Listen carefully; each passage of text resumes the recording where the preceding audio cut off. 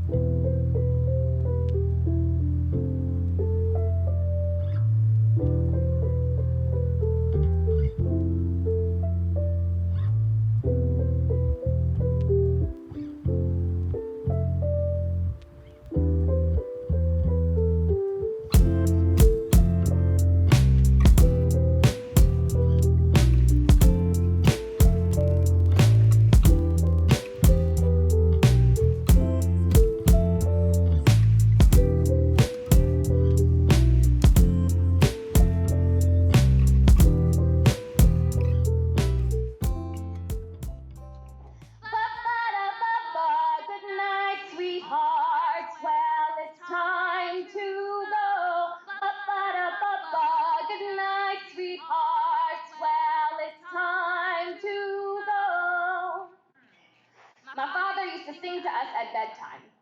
This is one of my earliest memories, one of my happiest memories. One of the memories that I use to ground myself after my dad is done being an asshole.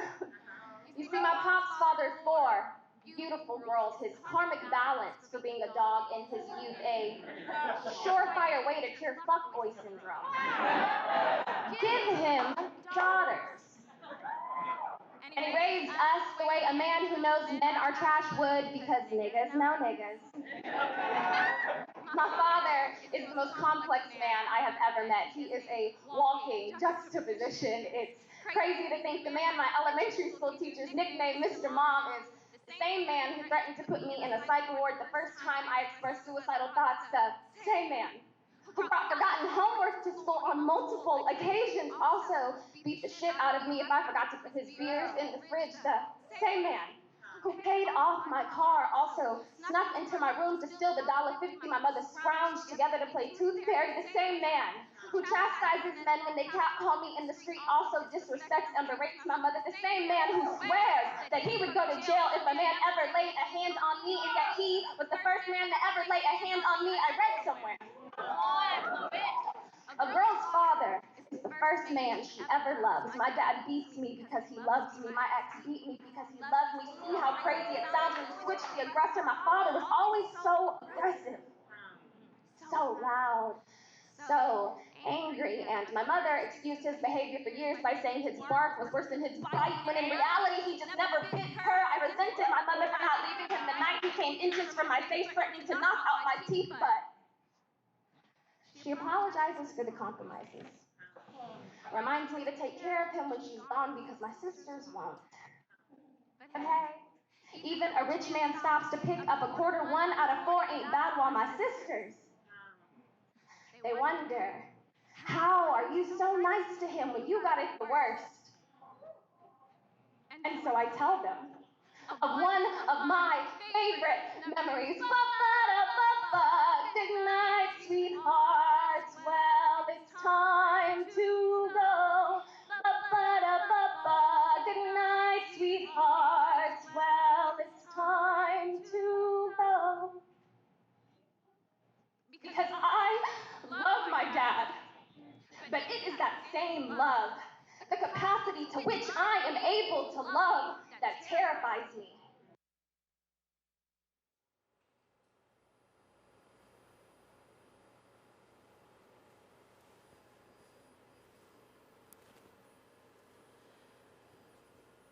As a writer, you get the opportunity to watch yourself evolve through your work. I am not the same writer I was 2 years ago. I'm not the same person I was 8 months ago. I changed. I grew. When I was 24, I won my first poetry slam. And it was a time in my life when everything started to move differently. I wrote the poem, I Love My Dad, for me and my sisters, because I wanted to show them that we can acknowledge the way our father has hurt us and still love him. That complicated love is still love, and we can hold space for both truths to coexist.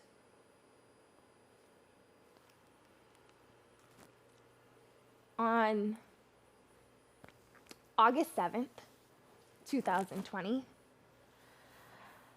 I thought the worst part of my day was going to be my pap smear, so imagine my surprise when my mother called me to tell me my dad died.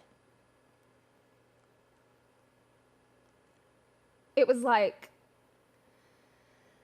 coming down a hill, full speed, and smashing into a fence. I mean, it ripped me open. All of a sudden, I was flooded with every memory, every conversation, every interaction that I'd had with my father, from my earliest childhood memories to the last conversation we had about me getting a ticket. Every moment running through my mind on replay. I was shocked at how my grief showed me how much I loved my father. My father was an imperfect human. He existed in extremes. Extremely loving and kind and funny, and extremely angry and controlling. He was terrified. He was passionate. He couldn't fathom the idea of something bad happening to his daughters. He was a black man trying to raise 4 little girls. But my entire life, I knew without a shadow of a doubt that if I needed my dad and I called him, he would be there. He was with us every step of the way, the good times and the bad.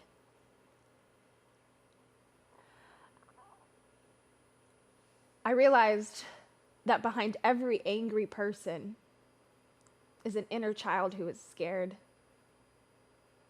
I have reframed so many questions about parenting in regards to minority communities. How did racial trauma influence my father's choice of child rearing, or his father's choice of child rearing, or his father? How did the Jim Crow era influence the way my great-grandfather kept his children alive? How did toxic masculinity teach my dad to police my clothing choices in company? How did systemic racism affect my family's finances? How did racial inequity impact my dad? How can my father be an active member of my life when the prison industry exists the way it does? Michaela Cole calls it radical empathy. To step outside of yourself and view the situation from the perspective of the individual who harmed you. I tried this with my father when he was still alive, and I did it because I knew deep down that the man who sang to me was real. He was also just a part of a vicious cycle. Hurt people hurt people. And it is only when I stopped passing judgment on him and viewed him as a human that we were able to heal. We were growing. We were having open, honest conversations. After my dad died, we spent weeks developing old film he'd kept from years of recording his daughters. My father really was Mr. Mom in that he was always at my schools, always at PTA events and choir events and cheer events, always recording videos and taking pictures. My sisters and I were his biggest pride and joy. You can see it in every home video, every picture, every interview. He made sure to attend every single show I was in. From The Cow Who Couldn't Moo to the last staged reading I performed here at Stages before the pandemic. He supported my art from the moment I told him I wanted to be an actor. He was there, camcorder in hand, my biggest fan. I am so thankful that I could love my father because he truly was an amazing dad. He didn't always know how to communicate what he actually felt, but he was an imperfect human doing the best he could with the information he had. He taught me that my capacity to love is one of the greatest gifts God has given me.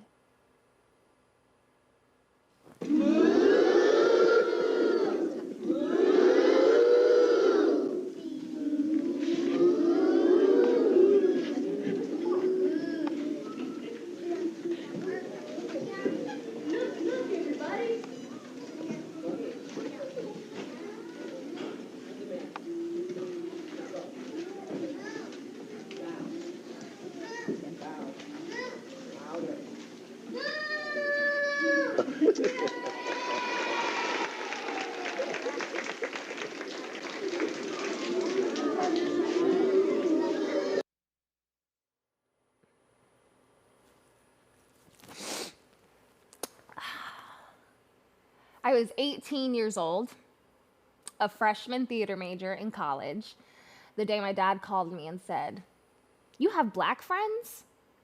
I was annoyed, but also tickled. My dad knew I'd spent most of high school a token, and for those of you who don't know what a token is, if you've ever caught yourself saying "my black friend," ding, ding, ding, there's your token. My dad knew I was guilty of befriending the white girls and playing that role. That being a part of these friendships, unfortunately, was a means of survival sometimes. And while I'm guilty of befriending white girls and playing that role, my dad knew that about me. And so I think that's why he joked the way he did when he saw me hanging out with my melanated homies. I think he was honestly just happy to see my friendships diversifying because I played that role because it felt like the only place for me. I think a lot of weird black kids or black kids who feel as though they've been othered by the black community because of their differences sometimes find community in the white kids. And for me in high school, that's how high school theater was, a predominantly white group. But generally speaking, tokenism is huge everywhere in theater. And as a young black Mexican actor, I quickly learned that. I was 18 years old when Trayvon Martin was murdered. I was 19 when I sat in my dorm room and cried as I watched a video of Eric Gardner being murdered. And none of my white friends mention it. No one says, "You just watched a black person be murdered. Are you okay?" I just remember sobbing in my dorm room and thinking, I cannot watch real human beings being killed on camera. And aside from the white silence at school, I couldn't ignore all the microaggressions and ignorant comments. I grew up and I read about the world. I experienced racism firsthand, and I learned how the world looks so different for you as a black person. Yeah, tokenism exists in friendships and in theater. And I realized it is a lot better to lose white friends and refuse to work in certain theater spaces than to compromise my integrity. And as I did this work, well, my dad, he was so happy to see me embracing my blackness. He taught me blackness doesn't have to fit in a box. It doesn't have to be monolithic. It's funny because after he died, I asked my mom which of my plays was his favorite out of all the shows he saw.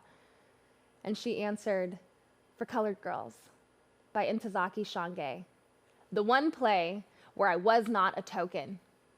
I was just an Afro-Latina queen living her life, telling her story. He loved all of my shows, but in For Colored Girls, he got to see his daughter playing a role, but also as a grown woman in the world, an artist in the world.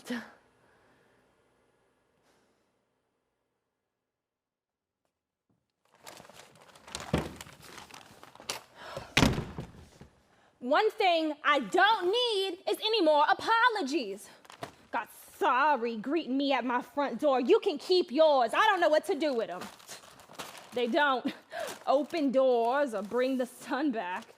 They don't make me happy or get a morning paper. Didn't nobody stop using my tears to wash cars 'cause of sorry. I am simply tired of collecting. I didn't know I was so important to you. I'm gonna have to throw some away. I can't get to the clothes in my closet for all of the sorries. I'm gonna tack a sign to my door. Leave a message by the phone. If you called to say you're sorry, call somebody else. I don't use them anymore. I let sorry, didn't mean to. How could I have known that? Take a walk down a dark and musty street in Brooklyn. I am going to do exactly what I want, and I won't be sorry for none of it.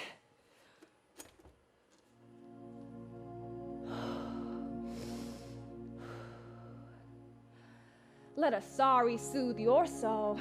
I am gonna soothe mine.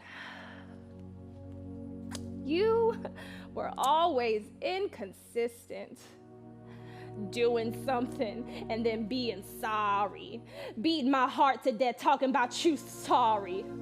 Well, I will not call.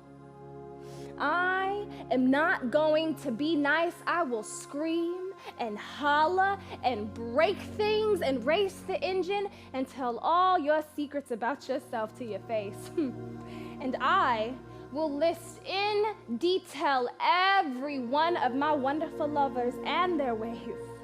I will play Oliver Lake loud, and I won't be sorry for none of it. I loved you on purpose. I was open on purpose. I still crave vulnerability and close talk, and I'm not even sorry about you being sorry. You can carry all the guilt and grime you want to, just don't give none of it to me. I can't use another sorry. Next time, just admit you're mean, low down, trifling, no count straight out. instead of being sorry all of the time. Enjoy being yourself.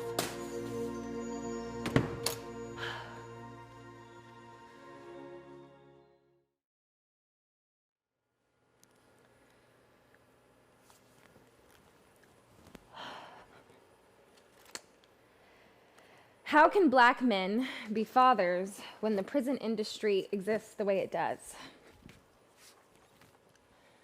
My father was arrested and charged with a felony before I was born. My sister Serena was barely a year old. He was charged with being in possession of a brick, and he told my mom that he was only in possession of a rock.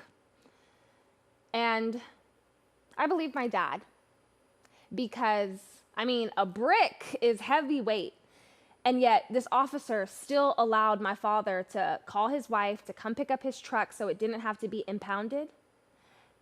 My father was detained, and then my mother spent almost $6,000 in legal fees, bail bonds, and fines, so my father wouldn't have to serve any jail time. Luckily, my dad was still able to be a father and go on to have 3 more daughters. But it really makes you think, punishable by fine just means legal for the rich. My sister could have easily become a statistic. Another child loses their father to the prison system, and I really had to begin to ask myself, how can you watch documentaries like Crack on Netflix and movies and series like When They See Us and 13 and read books without stopping to think of how you empathize with these other black people, but not the black people in your life? You can look at statistics provided by the United States Department of Justice that show African Americans are incarcerated in state prisons across the country at more than 5 times the rate of whites, and at least 10 times the rate in 5 states. Overall, blacks are incarcerated at a rate of 1,408 per 100,000, while whites are incarcerated at a rate of 275 per 100,000. This means that black people are incarcerated at a rate that is 5.1 times that of white people. This national look also shows that Hispanics are held in state prisons at an average rate of 378 per 100,000, producing a disparity ratio of 1.4 to 1 compared to whites. As a child, I knew none of this information. I had no idea the racial disparities in our justice system. As a kid, I didn't even know my father had a felony or that he'd been arrested and unjustly charged. But as an adult, I see my parents fought to have a family, to be a family. My mother was only 27.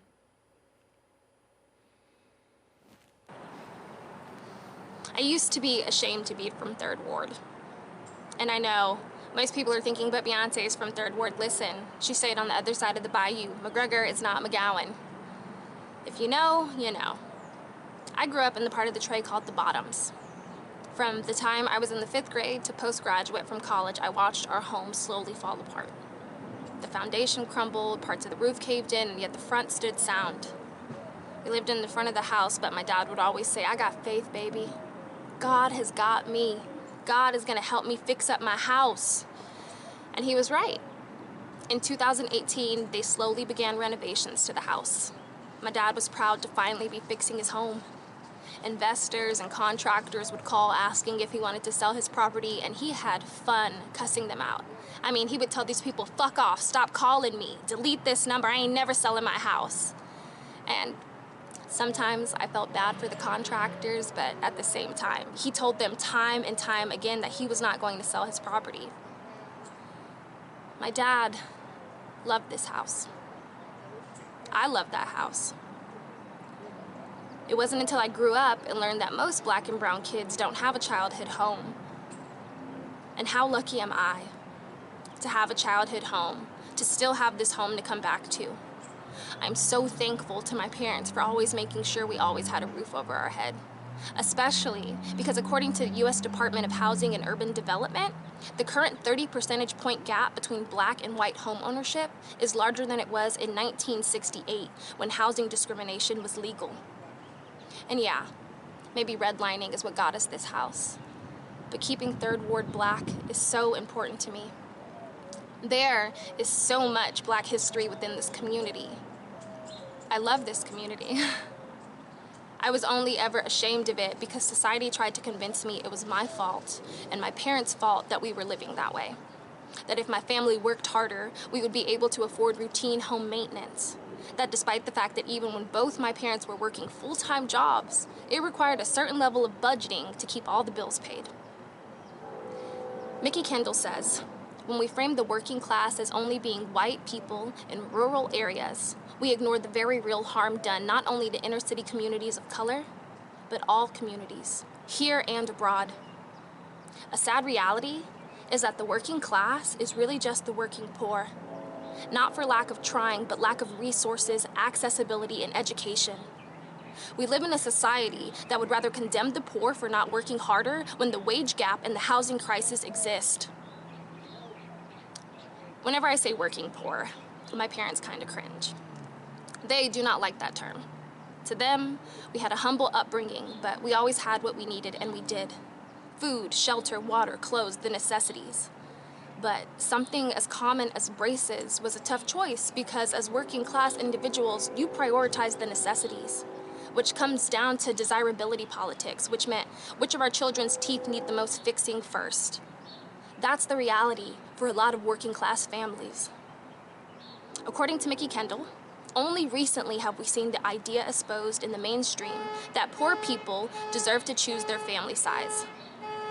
Far too often, the need to limit family size is presented as a solution for resource issues that devalues those families and causes society to view them as less worthy to exist. Most Americans live paycheck to paycheck, which means most Americans are one medical emergency away from bankruptcy. People convince themselves that if someone is poor, it's because they did not work hard enough. Society dehumanizes the poor to place the blame on them. Because how dare you not pull yourself up by the bootstraps? How dare you not fight for crumbs?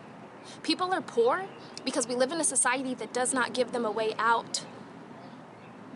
When my father died, we started going through his things, and I found several plaques that he had earned from his time working with the lumber company. Each of these plaques had numbers, six-figure sums. I'm saying he was making $800,000 and $900,000 in sales for this company. I mean, millions of dollars over the course of a few years. And this is in the early 90s. So at one point in his career, he decides to take off and start his own business, do his own thing. And he's trying to start his own life for his family, build his own legacy, take a risk, bet on himself. And for one reason or another, it doesn't work out. Be it financial literacy, accessibility, or simply because being a business owner is challenging work. The thing is, my father made one mistake in his career, and it affected the rest of his life. He bounced from job to job after that, unable to find something that he was good at and enjoyed. And sometimes he would have really good streaks where he and my mom were both working consistently, and other times he was unemployed. And that was hard on him. This is the early 2000s. I mean, we're in the middle of a recession. But it is absolutely bonkers to me that we live in a society where a black man can make a company over millions of dollars in sales in his early 30s and then make a mistake that affects his career for the rest of his life. And growing up, I was raised under a concept of you do not make mistakes. Mistakes do not look the same for black and white kids. As a child, if I made a mistake, my mom would sarcastically say, "Smooth move," but my dad, I'd get a lecture or an ass beating because for minorities, when you make a mistake, it can truly affect you, life or death sometimes. After I started therapy, I began to really analyze my relationships with my parents. I wanted to investigate why I am the way I am, and why my parents are the way they are, and why did they parent the way they did. It's challenging, but the moment you realize your parents are human, you're able to begin to understand that if people knew better, they'd do better. But unfortunately, the deck is not set up fair. It's not fair that I watched my mom work over 40 hours a week pretty much my entire life, or that my dad bounced from job to job and was occasionally unemployed. That at times, yes, it was on my mom's back to provide for us while my father raised us. But what does that say about statistics for Black men in America? What does it say about the job statistics for my dad? What does that mean for Black Americans who want to provide for their families but struggle to find consistent work? What does it say about our minimum wage? What about when you consider that statistically, Latinx women make 54 cents to a white man's dollar for similar work? What does it imply about a livable wage? And yet we blame the poor for being poor when they work the same amount of hours, if not more hours in a week, and they're not able to build generational wealth for their children, for their families. We tell them to have less kids or to go to school and get a better job, and the list goes on. We never stop and realize working poor individuals are right in front of you. I don't look like someone who grew up poor and spent the majority of her early 20s struggling to adult, whose rent payment was dependent on whether a mom canceled on me as her sitter or if I was scheduled enough hours at my other part-time job. Poor people are the local artist you love, the nanny who is so great with your kids, the bank employee who is at her wit's end, and the security guard who seems exhausted. We are all around you, and yet, because of respectability politics, you'll place me in a different category than the rest of the poor.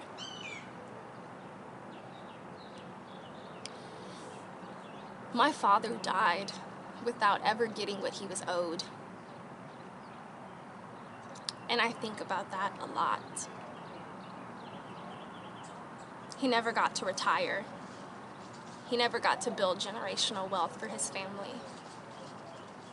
He never got to live up to this American dream that they sell us. That's not fair.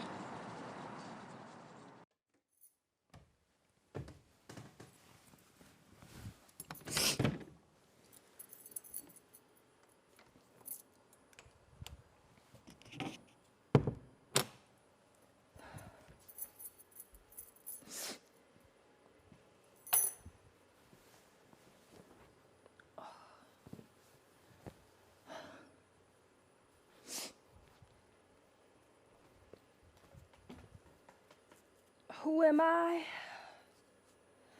I'm Walter Lee Younger, the Black man who drives rich whites around. How Travis be proud of his father.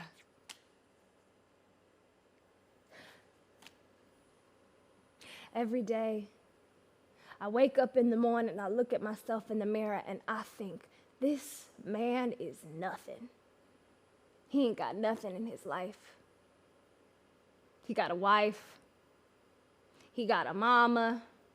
He got a sister, and he got a child, but none of them besides Travis listen to him. Ruth, my beautiful wife, she does everything for me except listen to me. Why? I don't know. It's like poison come out my mouth when I try to talk to her, and the only way to shut me up is to tell me to eat my goddamn eggs. She say the name of them goddamn eggs more than she say Walter.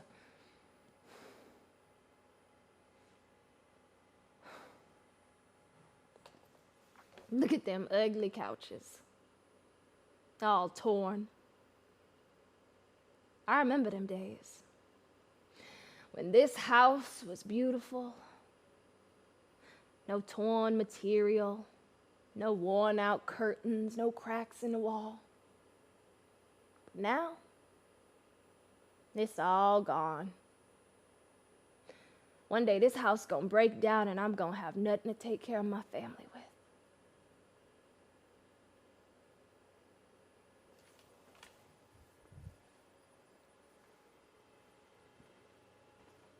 Who gonna care about what I think? Who gonna care about what I want to be? Travis? Travis too young to understand. Ruth? Ruth too busy telling me to eat my goddamn eggs, mama.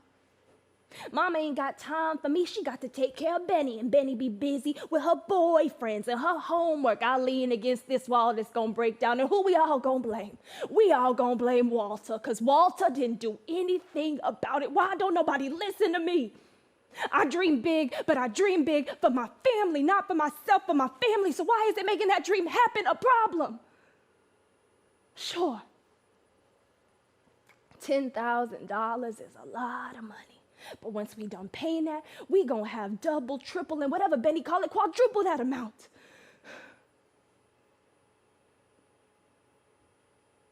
God, why you do this to me? Why you can't let me live like the white men with dignity and respect? Why?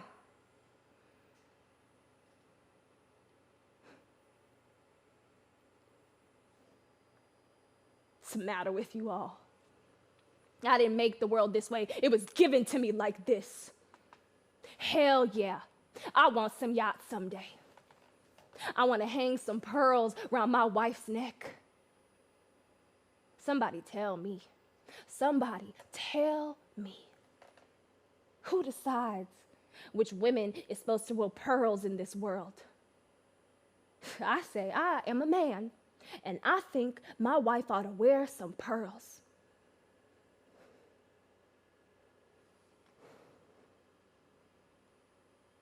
One day, I'm going to show them all. I'm going to show them all what Walter is. Walter is going to make a lot of money. And I'm going to show it to Ruth and Benny and Mama and my boy Travis.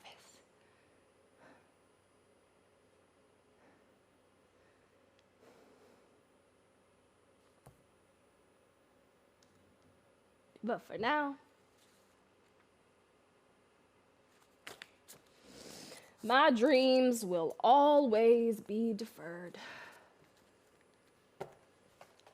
And they gonna dry up like a raisin in the sun.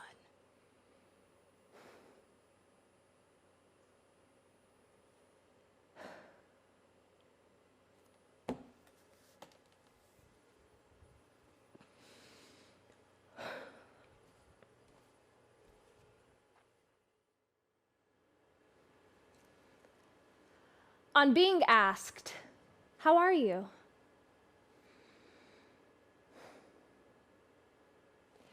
If you can't tell, I'm struggling, but also trying really hard. Some days, it feels like being pushed in a pool when I haven't swallowed enough oxygen. Textured concrete scraping against my toe pads as I fight.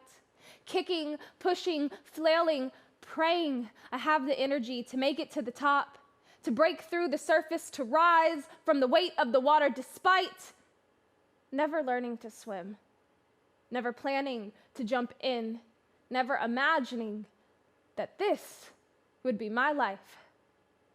Some days, it feels like my job to be a legend, to end all the generational curses, to accept that my ancestors crafted me soft yet resilient, brilliant yet compassionate, made me in their image, armored me with their best qualities, granddaughter of the enslaved who survived, granddaughter of curanderas, great niece of artists and educators, cousin of wrongly convicted, daughter of sensitive black man, daughter of hardworking Chicana, child of this earth that was taken from us.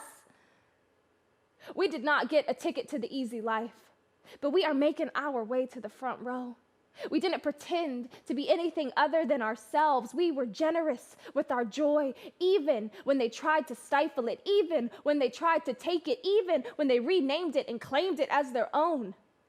We filled this place, this earth, with our laughter, our movement, our style, our colloquialisms.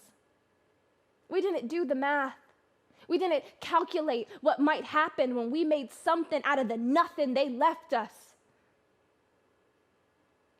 The first breath after drowning feels like new life. I wanted you to witness my new life, but my ancestors say you had to join them, had to guide me the way they do, had to leave me the way they did. Here I stand. Their legacy, their daughter or granddaughter or great niece. Here I stand, the young woman they believe in. Yet here I am, struggling to believe in myself.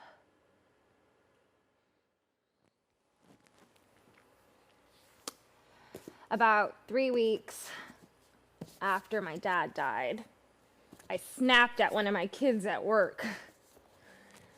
She was on her scooter, and she was going down the street, and cars are coming, and I'm yelling after her, and she is just not listening to me. And all I could think is, how can I keep this child safe? They won't listen to me. And I finally began to understand my father and why he reacted with anger when our lack of listening could cause him another loss. Because grief was finally a monster I'd met. She stole my joy, my patience, my grace. I struggled with everything. I was angry about everything because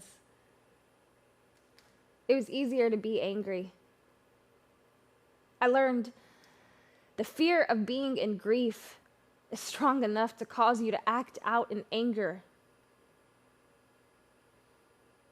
But I also learned that grief is love. I was 25 years old when my dad died. He was 27 when his brother died.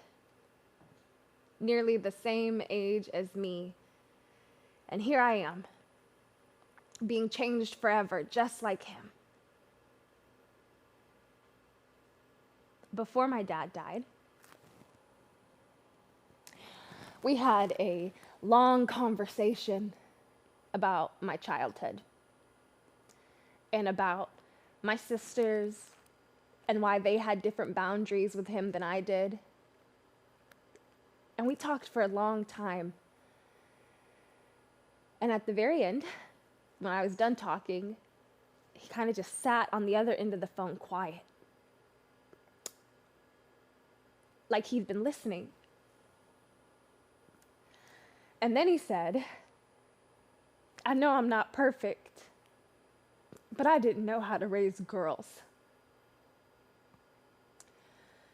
And you gotta remember the good times. We laughed. We wrestled. You have to remember.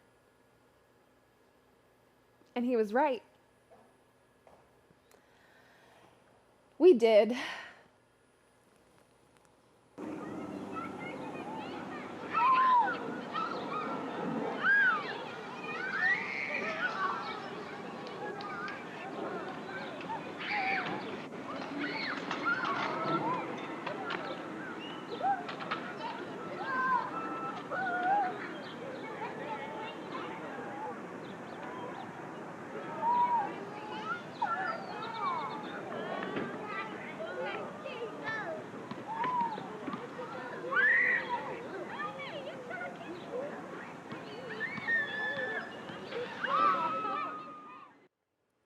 Austin and Anthony.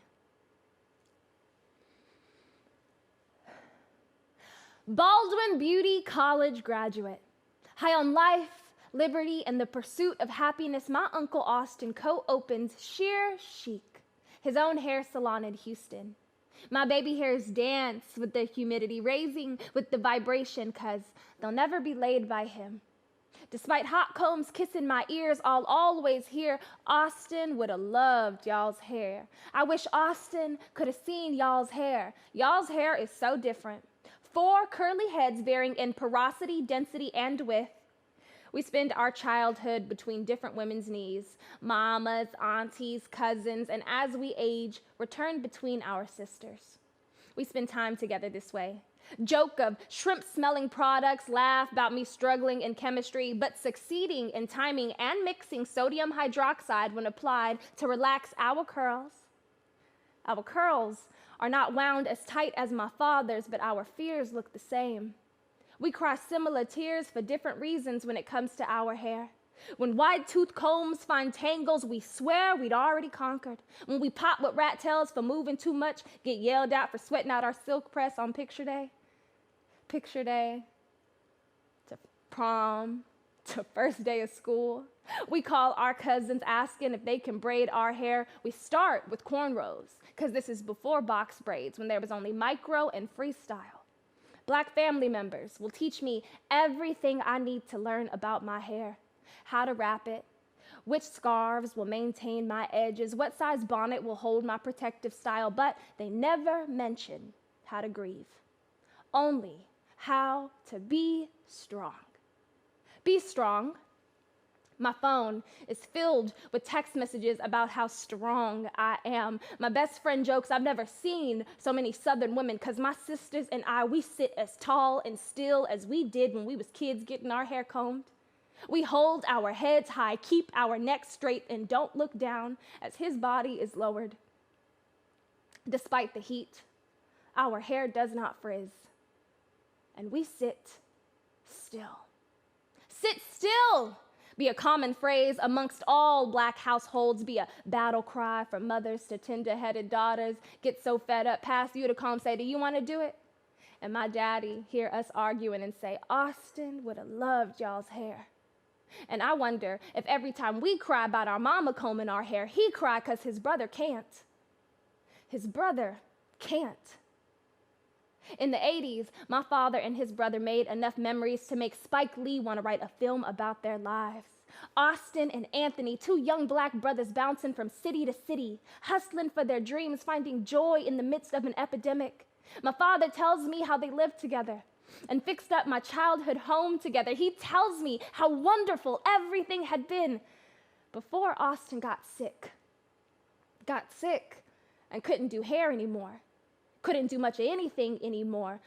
My father tells me of his most painful memories, how he cared for his brother with little help from anyone else because people were afraid of him, afraid of being around him, how he resented his family for how they treated his brother, his best friend.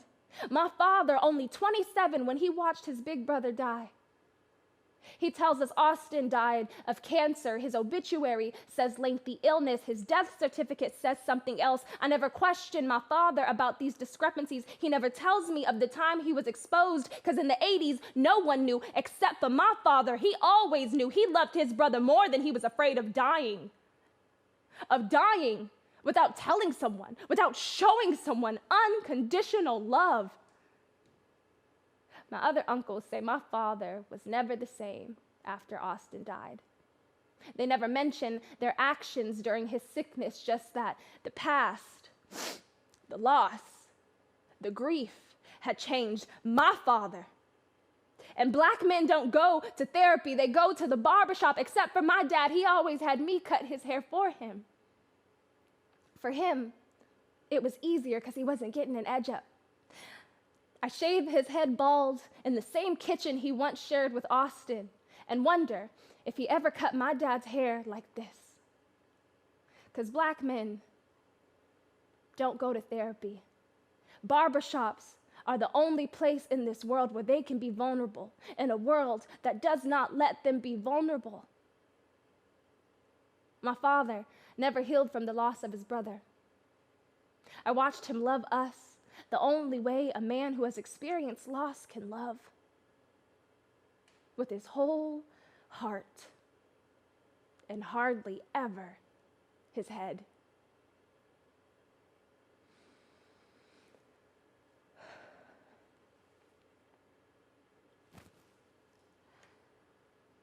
The day I stopped going by Ania,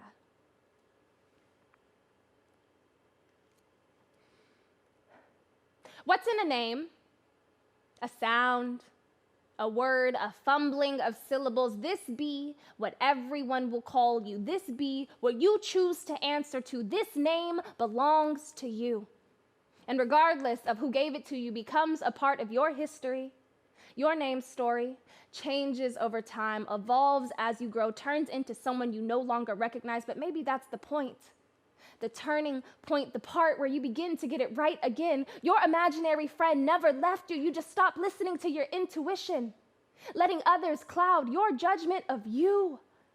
Magical being, child of the earth, both hero and villain, depending on the chapter, you contain multitudes. Living proof that only the strong survive. I have survived. I was named after the matriarch in my family. After the woman whose great-grandfather was enslaved, the woman who got off the bus when they tried to send her to the back, the woman who gave birth to my father, he gifts me my first name, Anna, after Anna Lee. And traveling from Rio Bravo, Tamaulipas, Mexico, to build a better life for his son, my abuelito will drop out of school in the 5th grade, marry a woman who will give birth to their youngest daughter, who moments after doing the same will say, hey, you have to include my mom too, Maria, be the name of my mother's mother, my abuelita, a curandera, a healer, a mother to 8 children, Ana Maria. Be a name so sweet people don't want to hold both of them in their mouth at the same time. Be the name I'm ashamed of for a long time. Feel like I'm asking for too much because I got 2 names. But without these 2 names, I would not be here. My parents would not be here. This name, my name, be my legacy, be my lineage, be my proof that there is something much bigger than me. Anna, meaning grace. Maria, meaning wished for child. My ancestors wished for grace. And my parents gave them that in me. In my name.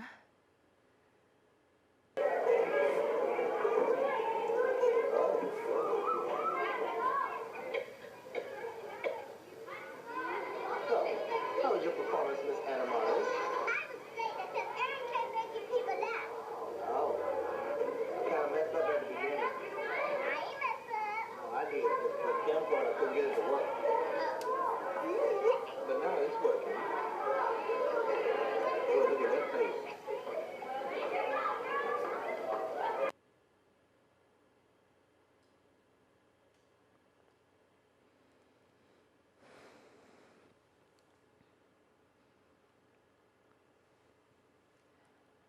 How to bury your dad in the middle of a pandemic.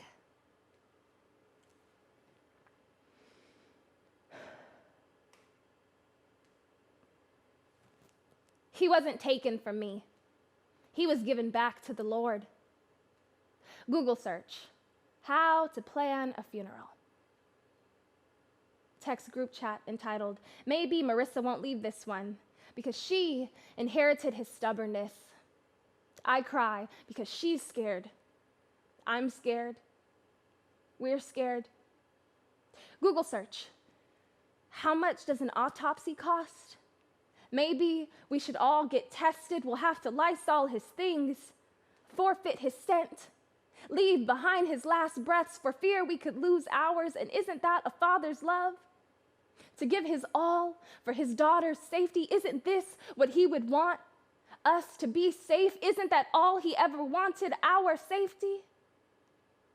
My father raised us, his 4 daughters, with the love he knew how to give. And wasn't I so lucky to be loved by him, to be aware of all the flaws, the hurt that has existed for generations but will end with my sisters and me? My father taught me about forgiveness, the courage it takes to forgive the weight. Uneasy lies the head that wears the crown. My father, a king, bestowing me the honor of his bloodline, his first job to protect me because he loves me. That these chains are not his lack of trust in me, but the world. My father, so afraid of the world, he held his daughters tight. Sometimes too tight. We were daddy's girls until we were women, until we grew up and saw him. Because the hardest part of growing up is realizing your parents are just people, humans who love unconditionally the best way they know how, because maybe it's the only way they learned. My father loved us, prayed for us, bragged on us, cried to us, lied to us, cooked for us, sang to us, laughed with us, danced with us, defended us, advocated for us, created us, scared us. My father loved us. My pops fathered 4 beautiful girls. His greatest achievement in his life, his daughters. My father, man of many moons that I could never begin to understand, but saw and still chose to love.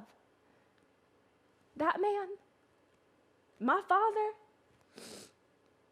he loved us.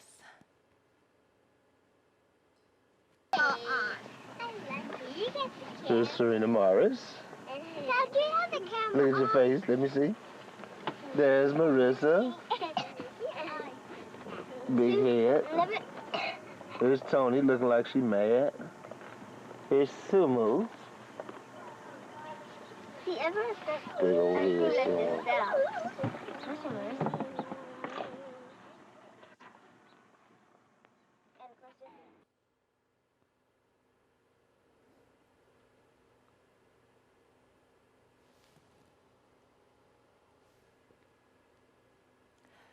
I think it's no coincidence that my father named me Anna, because it means grace.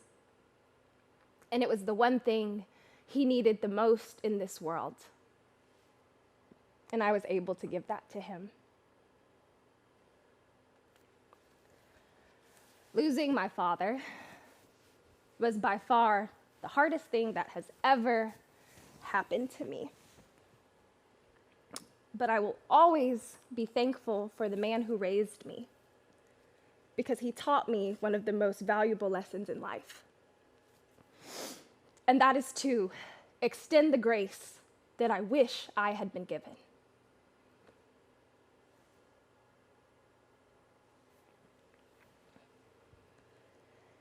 Thanks for watching Stages Studio Sessions. Spread the word. Share it with your friends, your family. This show is available on demand through Sunday. Tickets are completely free and available at www.stageshouston.com. Stages Studio Sessions and programs like this are possible because of philanthropic support.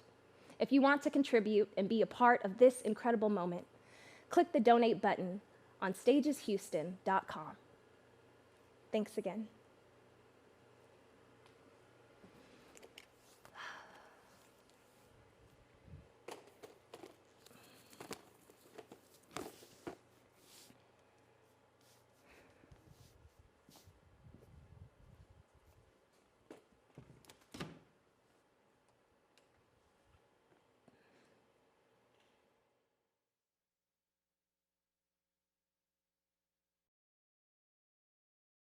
How I rise after I fall.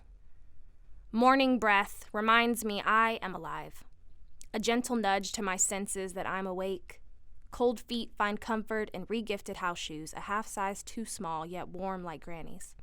Whistling reminds me to hydrate, like he would text me, and I drink tea. Cry, scrolling through Facebook. Complete a booty band workout. Gotta keep this ass fat, gotta stretch because I deserve to feel good. My body deserves to feel good. My body got me this far. My body got me to this mat. My body got me here. I deserve to be here right now. I deserve to just be. Being is enough. Being is more than enough. I breathe. Stretch these muscles, these tight hammies. Breathe into my splits. Nothing remarkable at 26, but don't you remember? being so proud to show your splits to anyone who would watch, to anyone who would say, "Good job," or "Wow, you're so flexible," to your father holding a camcorder. My daughter, the actress.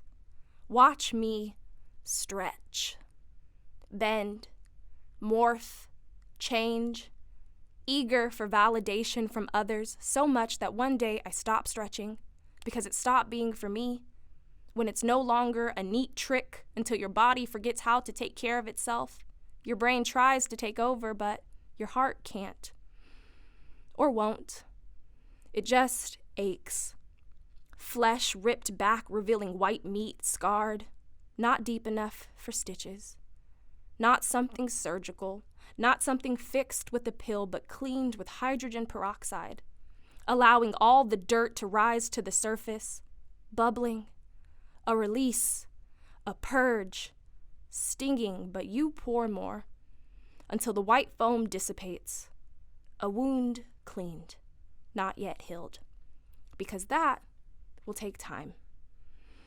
And when you're left with the scab so thick you feel 8 years old again, relieved when you're left with just the scar, the raised skin, the reminder, the memory, smacking into a fence while roller skating downhill, slicing open your thigh, landing directly on your tailbone, hearing a few cracks.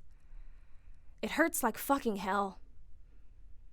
To breathe, to walk, to eat, to sit, to talk, to feel. Until today, April 9th, 2021. Today, I will pick up my pain, acknowledge the hurt put back on my skates, thank my body for getting me here, to this moment, to every moment. And I will stretch, smoke a bowl, drink a green smoothie, manifest, and be. Because I already am enough. Not because anyone said so. Because I said so. Because I am a child of something bigger than this brokenness. I am not only grief. I am glory.